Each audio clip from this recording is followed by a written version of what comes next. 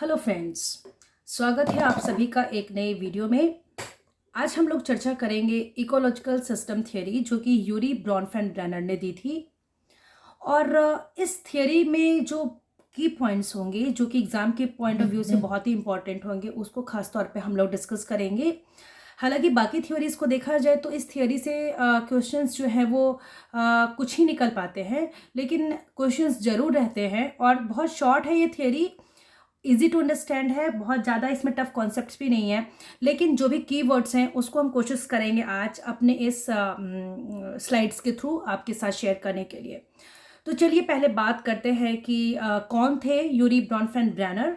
तो ये एक अमेरिकन डेवलपमेंटल साइकोलॉजिस्ट थे और इनका मानना था कि जो एक बच्चा होता है, एक जो चाइल्ड का डेवलपमेंट होता है, तो चाइल्ड डेवलपमेंट है, it's a complex system of relationships which is affected by multiple levels of surrounding environments, from immediate settings of family and school to the broad cultural values, laws, customs। तो ऐसा नहीं है कि किसी भी बच्चे पर जो है वो सिर्फ एक फैमिली का इफेक्ट होता है, एक स्कूल का इफेक्ट होता है। उनका मानना था कि ओवरऑल किसी भी बच्चे का डेवलपमेंट, किसी भी बच्चे की पर्सनालिटी कई चीज़ों से प्रभावित होती है और उसी के इंट्रैक्शन की उन्होंने अपने इसमें चर्चा करी है। उनका कहना था कि children needs people in order to become human. तो यहाँ से आपका एक कीवर्ड आता है, की सेंटेंस आता है, ये कई बार एग्जाम्स में अपीयर होता है कि ये किनका कहना है। तो ये यूरी ब्रॉनफेन-ब्रेनर का कहना है और ये ऐसा मानते हैं कि जो एनवायरमेंट है एक बच्चे का, it's a nested arrangement of structure, है ना, etch content with in the nest. एक ब एक करके कई तरह के नेस्ट के फॉर्म में इनका स्ट्रक्चर होता है और उन्होंने इस स्ट्रक्चर को ही 5 डिफरेंट स्टेजेस में बांटा है, 5 डिफरेंट सिस्टम्स में बांटा है। क्रमशः आगे की स्लाइड्स में हम लोग इसके बारे में डिटेल्स में पढ़ेंगे और इसके फिर एजुकेशनल इम्प्लीकेशंस क्या क्या हैं, किस तरीके से यह इम्पॉर्टेंट है टीचिंग लर्निंग प्रोसेस के लिए, इसको हम लोग देखने की कोशिश करेंगे। तो ये सारे क्रमशः 5 इकोलॉजिकल सिस्टम्स हैं: micro system, meso system, exo system, macro system and chrono system. ये 5 सिस्टम्स हैं जिसके बारे में कि यूरी ब्रॉनफेन-ब्रेनर चर्चा करते हैं और बताते हैं कि कैसे एक दूसरे का इम्पैक्ट होता है। दोस्तों, यहाँ पे आगे बढ़ने से पहले थोड़ी सी चीज़ें मैं आप लोगों के साथ डिस्कस करूँगी। वो ये कि यूरी ब्रॉनफेन-ब्रेनर जो है वो जैसे कि पहले के जितने भी जो थियरिस्ट हुए हैं, जिन्होंने डिफरेंट स्टेजेस बताई है सब कुछ, तो इनकी जो थियरी है it is a critical of previous theories of child development. Fine. So उन्होंने आर्ग्यू किया कि बच्चे का जो स्टडी है वो ज़्यादातर जो भी हुई है, जो हम लोगों ने प्रीवियस अपने लेक्चर में पढ़े हैं थियरीज के बारे में, तो एक लेबोरेटरी एनवायरनमेंट में उन्होंने करी है या फिर उन्होंने ए का बी पे कोई एक ऐसा इन्फ्लुएंस देखा है। तो उनका ऐसा मानना था कि ज़रूरी नहीं है कि ए का बी पे जो इन्फ्लुएंस है वही एक बच्चे की टोटल होलसम एक डेवलपमेंट के तरफ में ले जाती है, बल्कि rather than looking at the possible influence of the child on the stranger or the mother or any third party influence, है ना, इस चीज़ को आगे की थियरीज में इग्नोर किया गया है।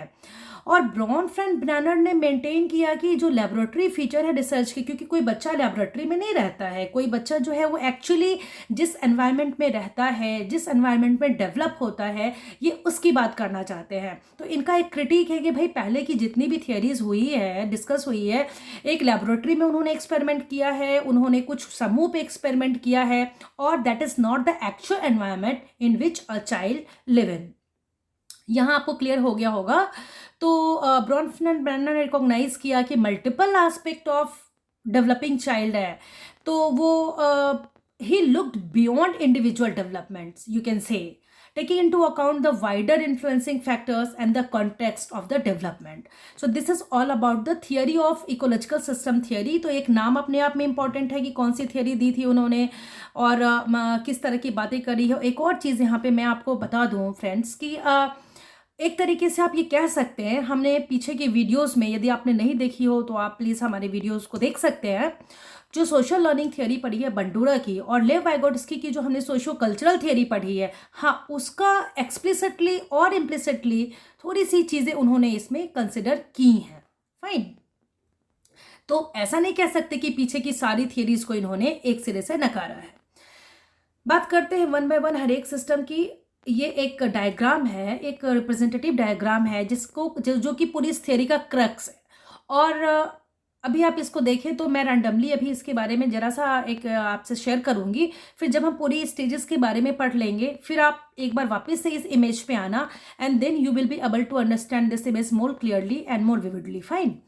सो ये इसमें आप ये देख रहे हो कि सेंटर में चाइल्ड है। ओके, सेंटर में चाइल्ड है किसी भी चीज़ के, मतलब जितनी भी डेवलपमेंट्स हैं वो सभी बच्चे के इर्द गिर्द ही घूमने वाली हैं। ओके, माइक्रो सिस्टम की बात करें इस चीज़ की, जो येलो वाला पोर्शन है, तो इसमें हमारा family, health services, religious organisations, day care facility, neighbourhood playground, peers and school. So this is the micro system, this comprised of the micro system. अब बात करते हैं कि भाई माइक्रो सिस्टम क्या है, तो चलिए की पॉइंट्स को नोट किया जाए। माइक्रो सिस्टम एक ऐसा सिस्टम है जो कि बच्चे का जिसके साथ में बहुत ही डायरेक्ट कांटेक्ट होता है। फाइन। और बच्चा जो है वो उसका जो इमीडिएट एनवायरनमेंट होता है, इमीडिएट करने का मतलब एकदम से जिसके इर्द गिर्द रहता है, जिसमें कि पेरेंट्स हो गए, घर में रहा तो भाई बहन हो गए, स्कूल में गया तो स्कूल के दोस्त हो गए, टीचर्स हो गए, इन सभी चीज़ों को कहा जाता है एक माइक्रो सिस्टम। और जो रिलेशनशिप होता है माइक्रो सिस्टम में वो होता है बाई डायरेक्शनल, यानी जैसा कि आप मेरे साथ करेंगे मैं आपके साथ रेसिप्रोकेट करूंगी, जैसा हम बच्चे के साथ करेंगे बच्चा हमारे साथ उसी तरीके का रेसिप्रोकेट करेगा। और कह सकते हैं कि the interactions with in micro system are often very personal and crucial for fostering and supporting the child development. Fine. इसमें यदि स्ट्रॉन्ग नर्चरिंग किया जाएगा बच्चे के साथ में, a child has a strong nurturing relationship with the parents, it is said that कि उसका एक बच्चे के होलसम डेवलपमेंट पे पॉजिटिव इफेक्ट होगा। और यदि डिस्टेंस एंड अनअफेक्शनेट पेरेंट्स होंगे और या केयर गिवर होंगे तो that will have the negative effect on the child. This is all about micro system which is the first stage or first system according to Urie Bronfenbrenner. Coming to the next stage, that is the mesosystem. In mesosystem, it encompasses the interaction between the child's microsystem, such as interaction between the child's parents and the teachers, or between school peers and sibling. इन सभी के बीच में जो interaction है। अच्छा friends, यहाँ पर मैं एक चीज़ आपको क्लियर कर दूँ कि सिस्टम्स तो हम लोग अलग अलग पढ़ रहे हैं, micro system, meso system, macro system, everything, but all these systems are inter related and development and interaction in one system definitely affects the interaction and development in the other system. So this is the key point when we talk about Bronfenbrenner's theory. Fine. So mesosystem में होता है कि एक person का microsystem does not function independently but are interconnected and asserted influence upon the another. This is the thing which I have discussed with you right now. For instance, उदाहरण के तौर पे अगर एक बच्चा है वो अपने क्लास टीचर से बात करता है, अपने फ्रेंड से बात करता है, तो मीजो सिस्टम में आने के बाद में उसको एक बेटर एनवायरनमेंट मिलेगा और वो उस चीज़ को फर्दर डेवलप करेगा। फाइन। और if the child's parents and teachers get along and have a good relationship, this should have positive effect on the child's development, and if they have the negative relationships, it will have definitely a negative relationships and negative effect on the child in the due course of development. Next हम लोग बात करते हैं एक्सोसिस्टम की, which is the third stage in Ury Bronfenbrenner theory. It incorporates other formal and informal social structures. You can say like a neighborhood, parents' workplace, किसी की parents यदि college में काम करते हैं, कोई यदि किसी टेम्पल के पुजारी हैं, कोई पोप हैं, एनीथिंग एनीवेयर, राइट। सो वो सारे उसके एनवायरमेंट तो नहीं है, but that is the environment which is affecting the child's development. Fine. An instance of exosystem affecting the child's development could be if one of the parents had a dispute with their boss at work. It definitely affects. तो जब हम लोग बात करते हैं इसके implications की, तब फर्दर हम लोग इस पॉइंट को वहाँ पे एलैबोरेट करेंगे कि कैसे यदि बॉस से यदि माँ बाप की लड़ाई है तो बच्चे के डेवलपमेंट को कैसे हिंडर कर सकता है। Fine. And the parent may have home and have a short temper with the child as a result of something what happened in the work place. होता ही है, यदि घर पे यदि जो कि सिगमंड फ्रॉइड की जो थियरी है उसमें उन्होंने डिफेंस मैकेनिज्म की बात करी है, उसमें कई तरह के डिफेंस मैकेनिज्म में वो एक सब्लिमेशन, डिस्प्लेसमेंट इत्यादि की चर्चा करते हैं, जो कि हम लोग फर्दर कभी एक क्लास करेंगे करेंगे, एक वीडियो मैं उस पर लेकर के आऊँगी। तो उसमें यदि ऑफिस में बॉस से झगड़ा हुआ है, यदि बॉस से आर्ग्यूमेंट हुआ है और ये बॉस को वापस से नहीं बोल सकते हैं, तो वो अपनी इस इमोशंस को सब्लिमेट करता है, कहीं ना कहीं उसको निकालता है। And this is how the exo system works कि वहाँ पे जो उसको हुआ, पेरेंट्स ने जो वहाँ महसूस किया, वो उसको आकर के घर पे वो रेसिप्रोकेट करता है। नेक्स्ट हम लोग बात करते हैं द मैक्रो सिस्टम की।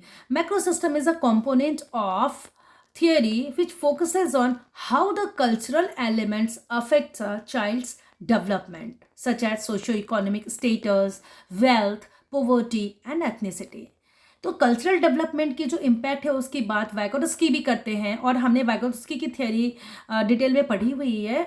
आप ने यदि नहीं रिव्यू किया है तो आप मेरी प्रीवियस वीडियोज़ में जाकर के इस चीज़ को देख सकते हैं। और मैक्रो सिस्टम में it also includes the socio economic status, ethnicity, कहाँ से बिलोंग करते हैं, geographic location and the ideologies of the culture. For example, a child living in a third world country would experience a different development then a child living in the wealthier country, है ना। जैसे कि अपने यहाँ क्या है, बच्चे brush करते समय नल खोल करके छोड़ देते हैं, या फिर which is again a very bad habit. लेकिन अफ्रीकन कंट्रीज में for water they are just कि कहीं से एक ड्रॉप मिल जाए, they are having in the condition of starve. Fine. So इस तरीके से जो है वो मैक्रो सिस्टम अफेक्ट करता है बच्चे के होलसम डेवलपमेंट को। और आते हैं इसकी लास्ट स्टेज पे, the Chrono system. Chrono system, this is the fifth and the final level of Bronfenbrenner's ecological system theory. So this system consists of all the environmental changes that occurs over the lifetime which influence the child development. any major life transitions and any historical events, है ना। जैसे एक अभी एक corona हुआ, वो भी एक क्रोनो सिस्टम का पार्ट था, and that has also hindered the development of child. Fine. So this may be an example of the Chrono systems. Fine. And this can include normal life transitions, जैसे बच्चे का कभी school change हुआ, mother father का divorce हुआ, किसी नए घर में चले गए अपने इस मोहल्ले को छोड़ करके। तो these are the things which have an effect on the wholesome development of child.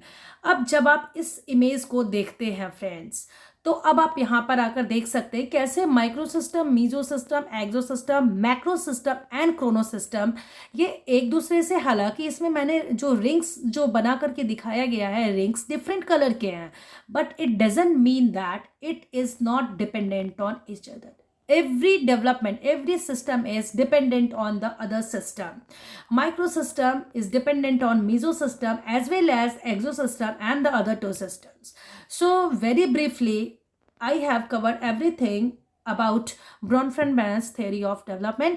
In the next coming videos, I will come up with few more theories which is very important for graduation level courses and also for CTET, UGC NET, UP Higher Education Service Commission, UP Public Service Commission, etc. So if you have any queries, you can ping me on my YouTube channel. Also, you can mail me on leena737@gmail.com. Thank you for watching.